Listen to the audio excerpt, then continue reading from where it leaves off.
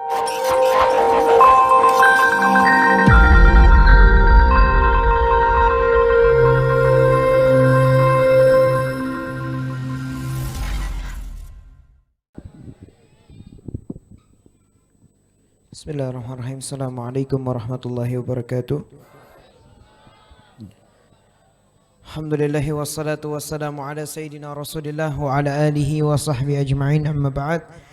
Yang kita muliakan guru kita bersama Al-Habib Nabil bin Syawqi Al-Ghadri, Al-Habib Taha serta yang hadir di tempat ini, semoga mudah-mudahan Allah berikan keberkahan buat kita. Allah panjangkan umur kita. Allah jadikan setiap langkah kita menjadi langkah kebaikan di jalan Allah. Alhamdulillah, malam hari ini kita sama-sama berkumpul di Majlis Ta'lim Hayyun fi Qulubina untuk istiqamah bersama-sama. Saya ingin menyampaikan sedikit, insyaallah bisa memberikan manfaat buat kita.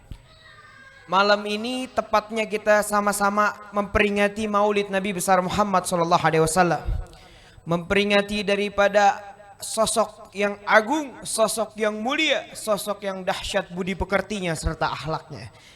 Dan kita sama-sama berharap pulangnya kita dari sini, bangunnya kita dari tempat ini bisa membawa walaupun sedikit dari akhlaknya Nabi SAW. Bisa kita amalkan dalam kehidupan kita, kita amalkan sampai hari kiamat bakal menjadi cahaya di alam kubur kita.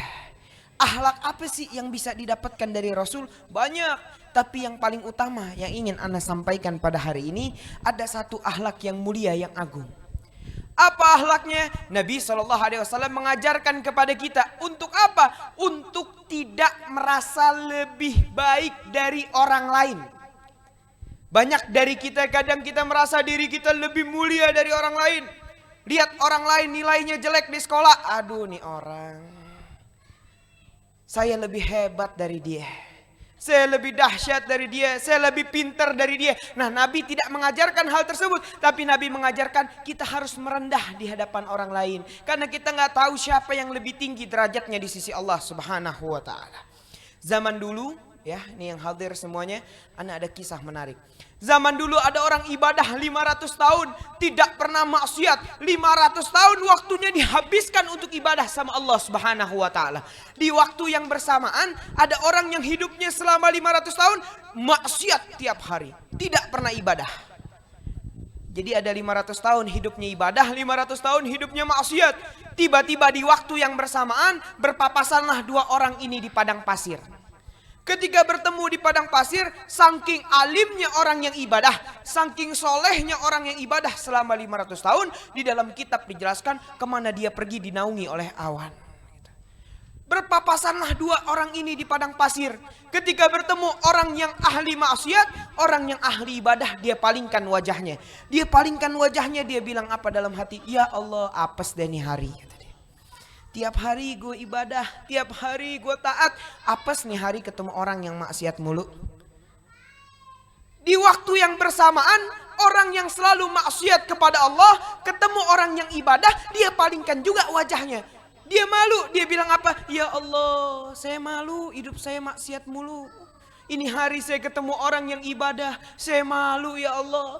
Itu dalam kitab dijelaskan, karena ini orang yang menjaga hatinya, tidak merasa lebih baik dari orang lain.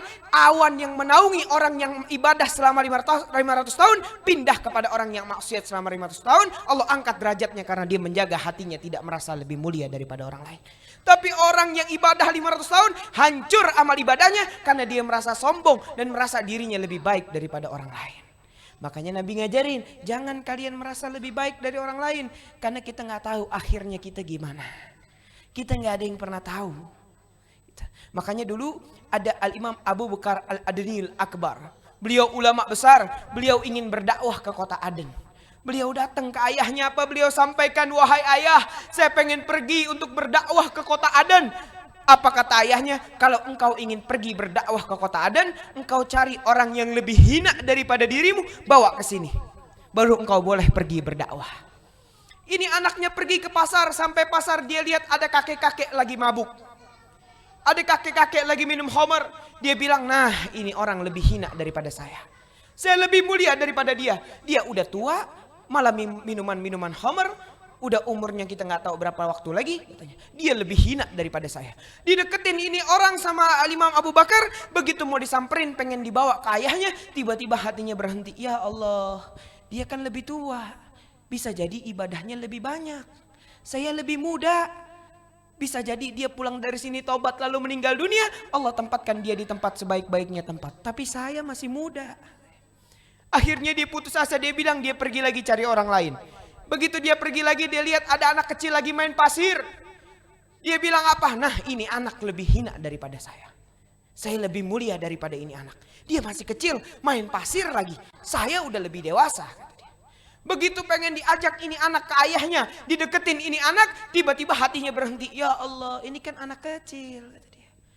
Belum tahu apa-apa, saya lebih dewasa. Saya lebih banyak dosa, saya lebih banyak maksiat. Artinya ini anak lebih mulia daripada saya. Saya lebih hina daripada ini anak. Akhirnya dia pulang ke ayahnya, putus asa. Sampai di dekat rumahnya dia lihat ada seekor bangkai binatang. Mohon maaf, bangkai anjing. Dia bilang apa? Nah, ini dia nih. Ini lebih hina daripada saya nih. Seekor bangkai binatang haram. Dia lebih hina.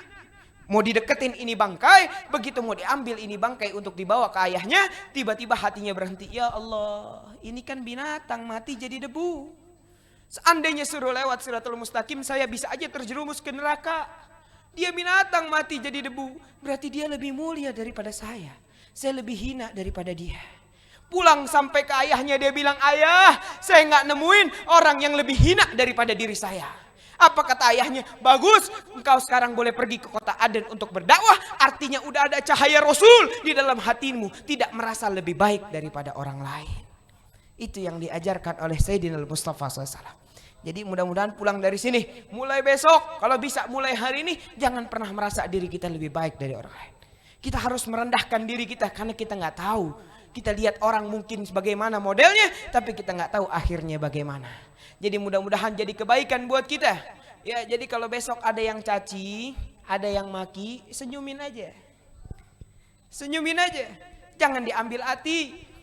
Jangan dibawa pusing. Ada yang ngatain, masa bodoh.